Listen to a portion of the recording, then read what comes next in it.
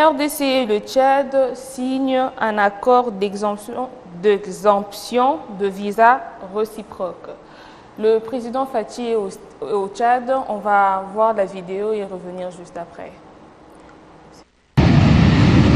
C'est à 18h45 précises que le médiateur et facilitateur, le président Félix Antoine Tshisekedi Tshilombo, atterrit à N'Djamena pour palper du doigt les fruits de sa médiation au processus de paix qu'il a mené avec brio. Une visite de 24 heures placée sous le signe de l'amitié, mais aussi du renforcement des liens entre les deux pays frères. À sa descente d'avion, le chef de l'État congolais a reçu les honneurs à travers un comité d'accueil constitué de plusieurs officiels tchadiens et congolais, avec à sa tête le Premier ministre tchadien Alamaï Alima.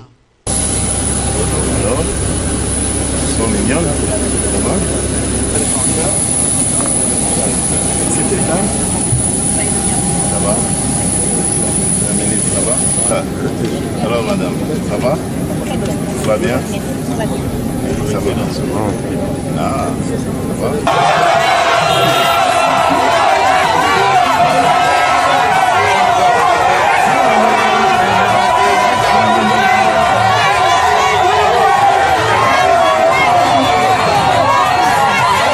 Quelques heures après l'arrivée, le chef de l'État et la délégation qui l'accompagne ont pris la direction du palais présidentiel tchadien. Ici, un dîner d'État est offert en son honneur par le président Mahamat Idriss Déby Itno. Une soirée mémorable au cours de laquelle le président Félix Tshisekedi a été élevé à la dignité de Grand Croix dans l'ordre national du Tchad. Cette décoration constitue le plus haut rang dans l'échelle de distinction honorifique des ordres nationaux du Tchad. Dans son discours, le président Déby a remercié son frère et homologue Félix Tshisekedi, dont l'action de médiateur au Tchad a prouvé qu'on peut trouver des solutions africaines aux problèmes africains. Notre transition a été particulière. Elle a été menée dans des conditions exceptionnelles et rien n'était gagné d'avance. Dans un monde où les calculs et les enjeux géostratégiques s'entremêlent, il est rare de trouver des leaders imbus d'une sincérité et d'une humanité profonde. Le président Félix Tshisekedi a été l'un de ceux qui ont eu une compréhension lucide de la situation, avec pour seule intention d'aider le Tchad à se relever. Chers frères, vous avez fait preuve d'une disponibilité sans pareille pour réunir les conditions permettant de conduire à bon port notre transition. Vous avez été plus qu'un facilitateur. En effet, vous avez été l'âme et le cœur de ces pourparlers. Votre capacité à écouter, à comprendre et à trouver des solutions là où d'autres voyaient des impasses nous a particulièrement marqués. Le processus de transition réussi du Tchad est un bel exemple de solidarité qui doit unir la sous-région d'Afrique centrale pour le bien-être de nos populations respectives. Dans son discours de circonstance, le président Félix Antoine Tshisekedi Tshilombo a également loué les efforts de tous les acteurs impliqués dans ce processus. Voilà un peu ce reportage qui décrit en détail l'objectif pour lequel le président a été au Tchad. On voit que la première raison était accord cadre de coopération globale. Deuxième, c'était pour sur l'exemption de visa réciproque pour les citoyens de chaque pays, donc les Congolais et le Tchadien. Et le troisième, c'était un focus sur des consultations diplomatiques régulières. Et un élément aussi, le président Fathi a été élevé ce lundi 24 à la dignité de Grand Croix dans l'ordre national du Tchad. On voit même qu'il y a une avenue qui a été baptisée de son nom, ville de N'Djamena, 2e arrondissement, avenue Félix Antoine Tshisekedi.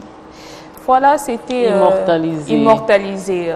On voit bien que le président Mahamat Idriss qui remercie notre président du fait qu'il a facilité beaucoup de choses dans leur pays. Qu'est-ce que vous en pensez, le fait que notre président a été aussi honoré de cette manière? C'est une très bonne chose. Généralement, on dit toujours que c'est les voisins qui voient, qui regardent de bien ce qui se passe chez autrui et qui peuvent dire du bien de ceux dont vous dites du mal. Parce qu'ici, nous, on se plaint. Ici, nous, on se plaint. On dit, Fachi, il fait rien. On dit, Fachi, vraiment, ça va pas. Fachi, la situation est difficile. Mais là-bas, on l'a honoré. Bon, c'est vrai que le Congo est grand, il a beaucoup de problèmes et tout ça, ce n'est pas évident. Mais à la base, d'abord, c'est quelque chose c'est bien en fait. Moi, généralement, je dis toujours, je discutais avec un ami humoriste hier. Je lui ai dit, ce que je trouve un peu assez bizarre, c'est que la majorité d'humoristes de chez nous font énormément rire, mais ils vendent mal le Congo. On peut dire la même chose de nos cultures, mais sans ressortir que ce sont des éléments péjoratifs, n'est-ce pas? Et moi, c'est comme ça que je pense du président. Je pense qu'il a peut-être éventuellement bien vendu le pays, bien que nous avons nos pluies et nos mauvais temps ici, mais quand il va à l'extérieur, il explique ce qu'il veut de son pays en termes de coopération et au résultat des courses, il est bien accueilli parce qu'il trouve aussi des solutions chez les autres, sans oublier qu'il a été président de l'Union africaine juste à l'entrée de son premier mandat en tant que président de la République. Donc, je voulais rajouter une petite pensée, une anecdote, je ne sais pas trop si je peux dire ça, mais une petite pensée disant que, vous savez, lorsque, c'était qui? Emenea ou Taboulay, je crois, quand il est décédé, je crois Taboulay. Le gouverneur, c'était André Kimbuta. À l'époque.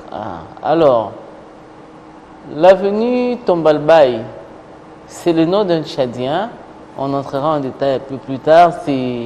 On a donné ça grâce à la participation des Tchadiens avec la coopération que nous avons eue dans tous les problèmes que la RDC a rencontrés quand il était encore Zaïre et patati patata. Et comme ça, sans protocole diplomatique, l'ambassadeur du Tchad présent, André Kimbuta, qui dit l'avenue Tombalbaye est devenue avenue Taboulay. C'est un scandale diplomatique, sérieusement. Alors je pense que ça ne fait pas 20 ans qu'on enlève un nom parce que c'était un remerciement, une commémoration, c'était une reconnaissance, mais on enlève ça comme ça, sans protocole, sans rien, sans démarche. Et puis, un beau jour matin, on regarde aux infos, on trouve qu'on a honoré le président de la République, Félix Antoine Tshisekedi. Je pense que les Tchadiens, on peut dire que c'est quand même bien. C'est quand même bien, parce qu'il y a toute une cérémonie. Il y a des conflits énormes qui ont lieu sur le plan diplomatique pour moins que ça.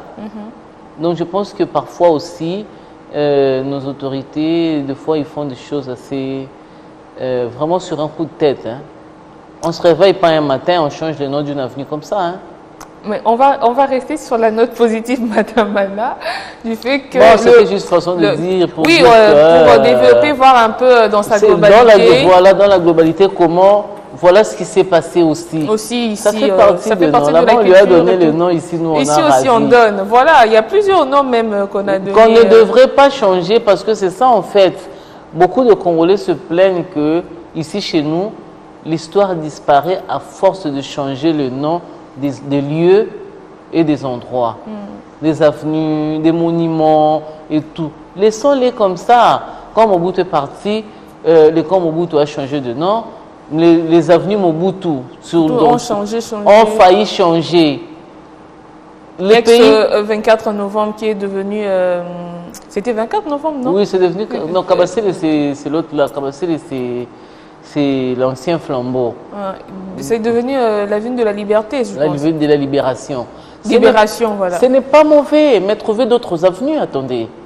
Trouver de nouvelles avenues où on va faire de nouvelles routes et puis on va donner des nouveaux noms par rapport à de nouvelles situations.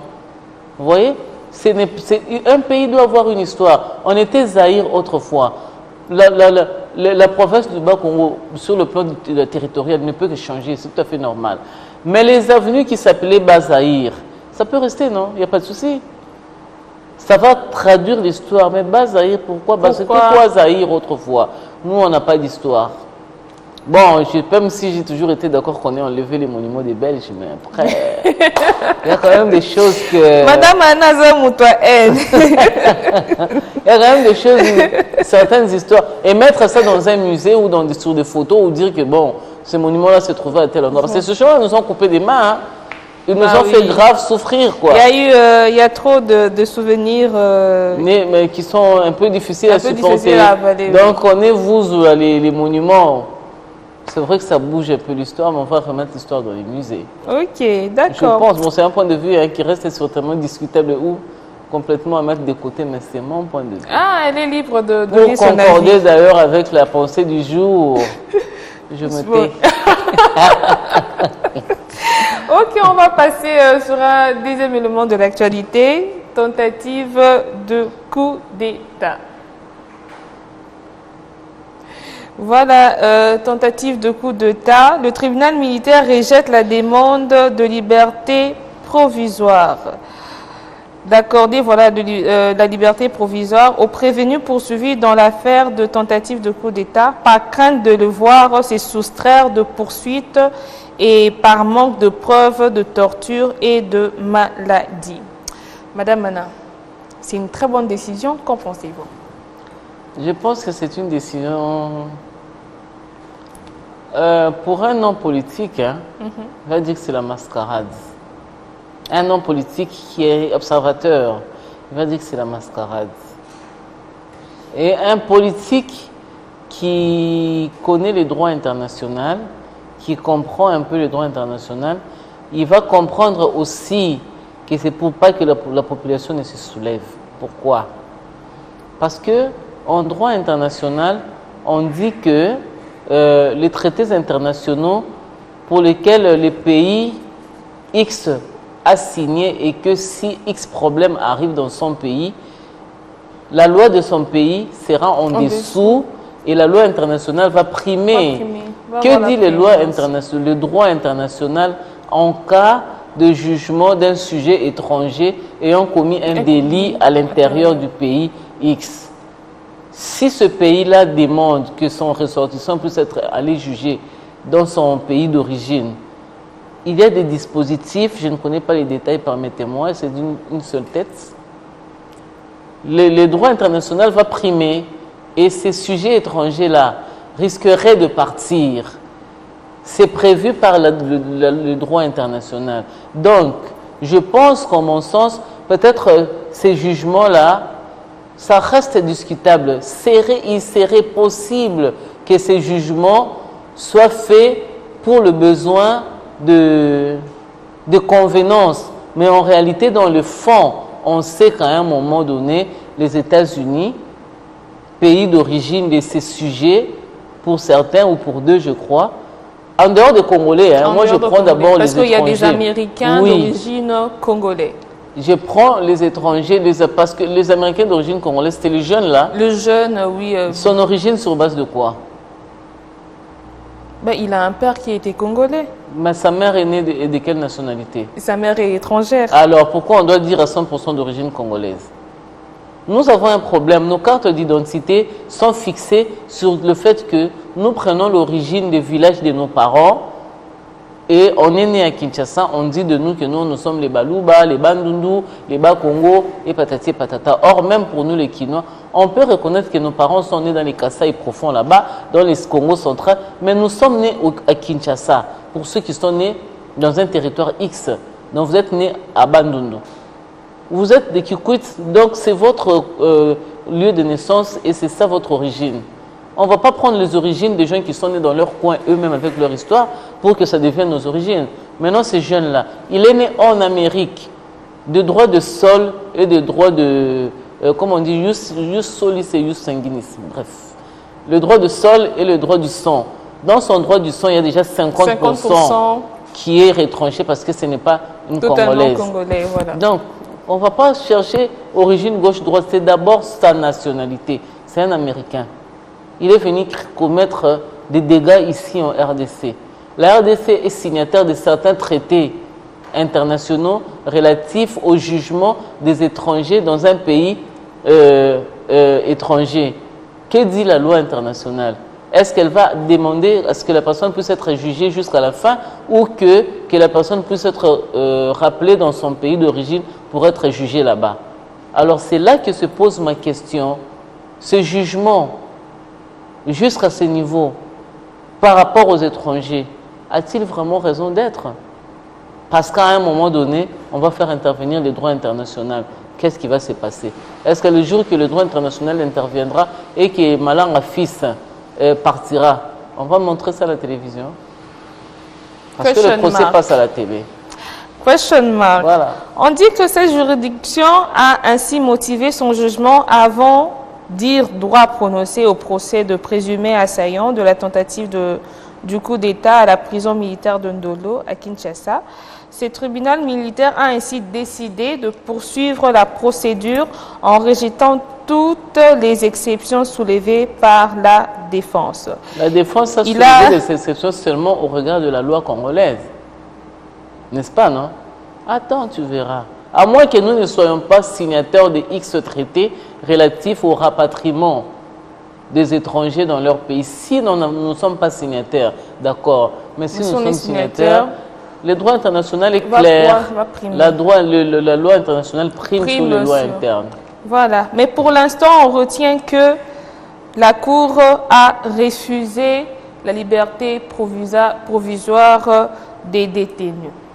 On va passer à un autre élément. La Première ministre Judith Suminwa, qui est à Bukavu.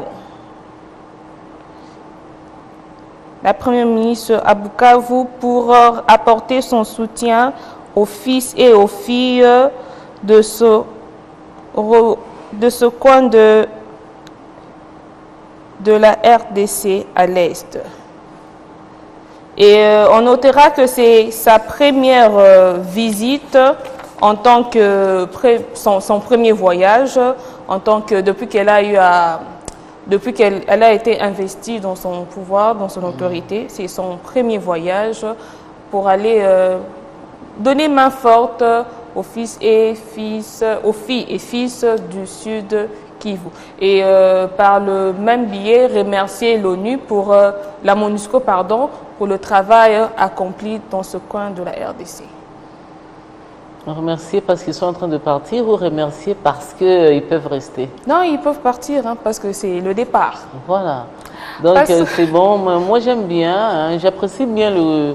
C'est vrai que moi les apparences, je ne fais pas trop attention, mais elle dégage un charisme bien. Hein. Elle dégage quelqu'un de sévère, un peu comme Oisé quoi disait. Il a toujours dit ça dans ses chansons, genre, il a dit ça dans une de ses chansons, genre, quand quelqu'un est fâché ou quand quelqu'un est heureux, ça se dessine seulement sur son visage. Ouais. Donc, lorsque quelqu'un oui, c'est assez complexe, hein, cet effet de la création. Quand la personne c'est quelqu'un de très sévère ou de quelqu'un de très rationnel ou de très sérieux, ça peut se dessiner sur son visage. Bon, c'est vrai que les apparences sont en train de Un élément suivant, le gouverneur Daniel Bumba.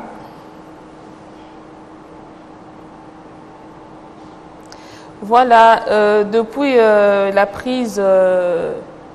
remise et reprise avec l'ancien gouverneur, le nouveau locataire de l'hôtel de ville, Daniel Bumba, notre gouverneur, a pris ses fonctions depuis le lundi. Alors, il y a beaucoup d'attentes par rapport aux besoins de la société.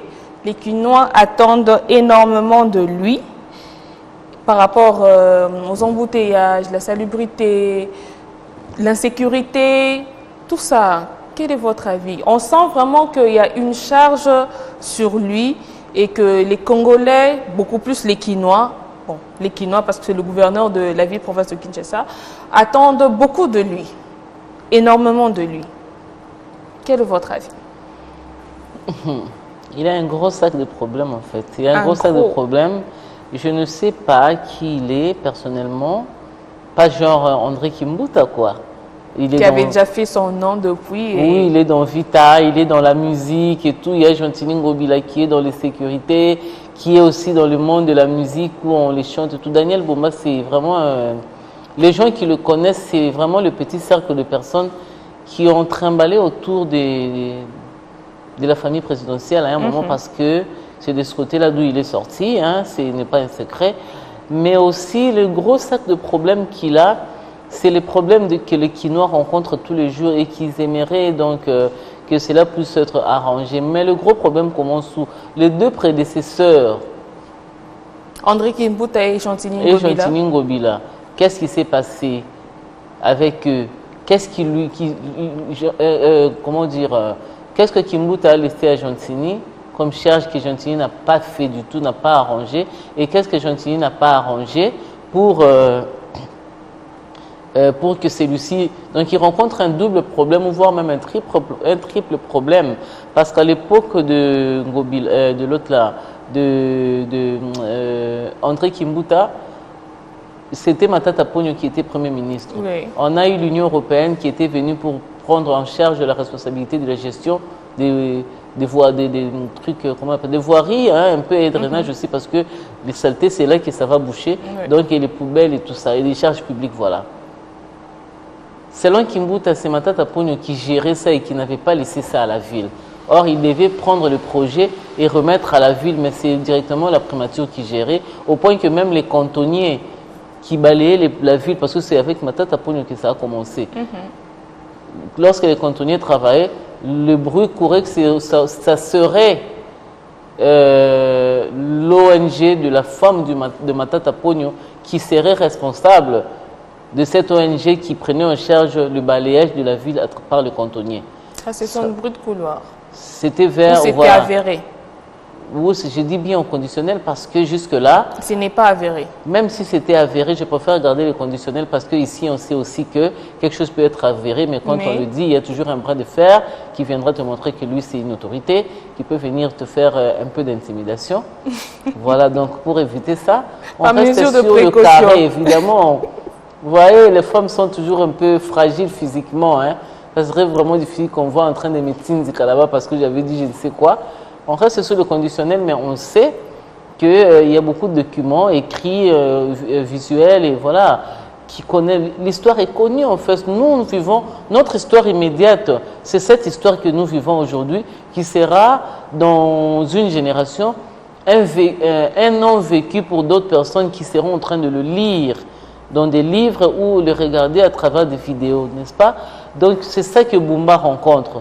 Les problèmes que Kimbuta a laissé, ces conflits, parce que Kimbuta l'a dit aussi à la télévision, que moi je n'avais pas la charge de la ville, donc vous n'avez des poubelles de la ville, vous n'allez pas me laisser le déchet de la ville dire que c'était ma responsabilité. Il faut poser la question à Matata Ponyo.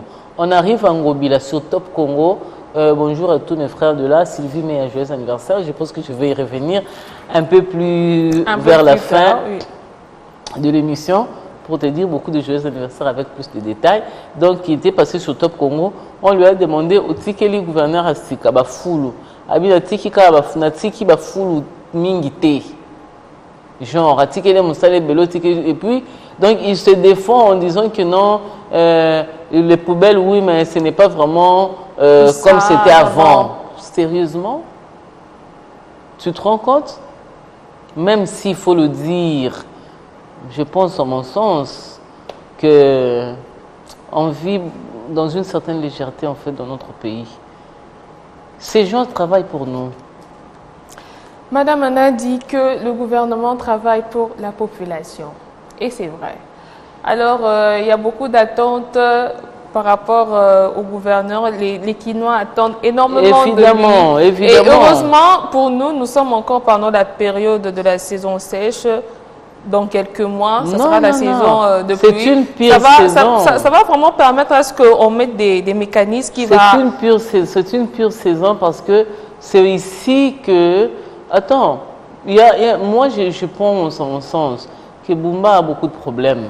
Parce qu'il a hérité des problèmes que Kimbuta avait laissés à Gentini Mais s'il a accepté Que ce lui, poste, en ce son sont de temps- taille. Non, accepter les postes, c'est autre chose. Il a cherché les postes. Ah ben il a cherché, donc Oui, il se sent de taille. accepter, c'est comme si on te le propose. C'est lui qui a Qui a cherché. postulé pour Donc, être gouverneur. Donc, On estime qu'il D'accord. est à la mesure, à la hauteur de, Je me pose des la responsabilités question. qui lui sont je confiées. me pose la question, est-ce que avant de postuler, on cherche à savoir les vrais problèmes de X endroit de la ville de Kinshasa, ou bien on prend d'abord le poste et puis on commence à savoir c'est quoi le problème? Qu'est-ce qui serait préférable de faire? Je pense qu'il faut toujours savoir Mesurer le d'abord, coût. mesurer les problèmes et l'étaler sur le temps.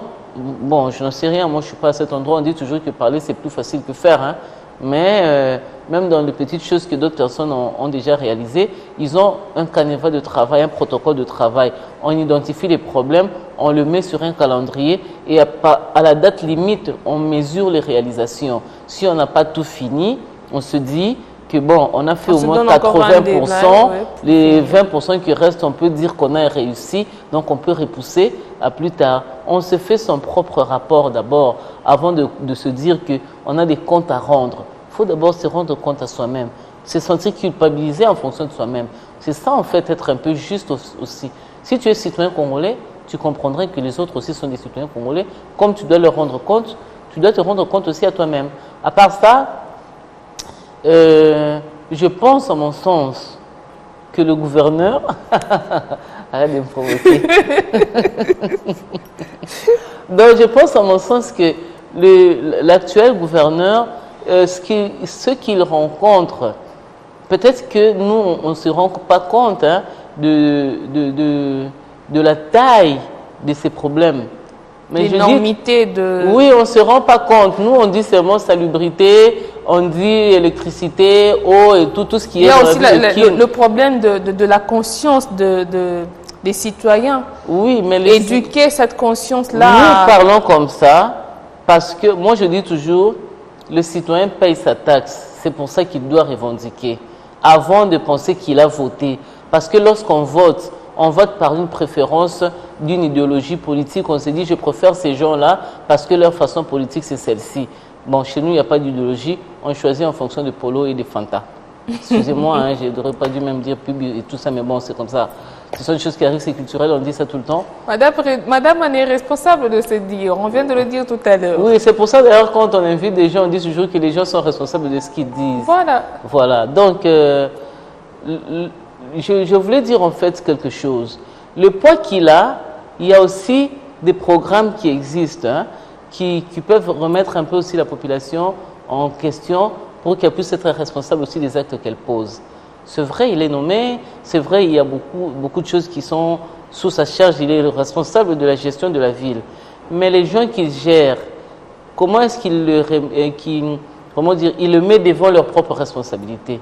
Moi, ça aussi, c'est un très grand défi. Voilà, moi je marche toujours avec une phrase, depuis que je suis moi en tant que consciente.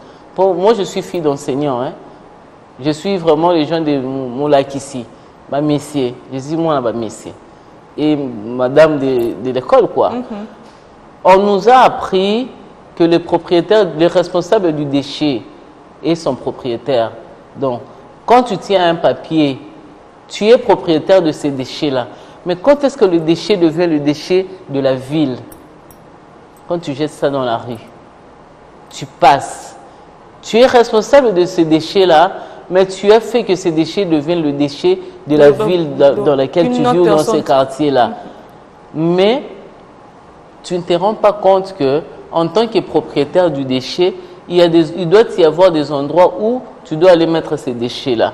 Mais on a déjà vu, même s'il y a des poubelles publiques, on voit bien que le poubelle public est vide de l'intérieur.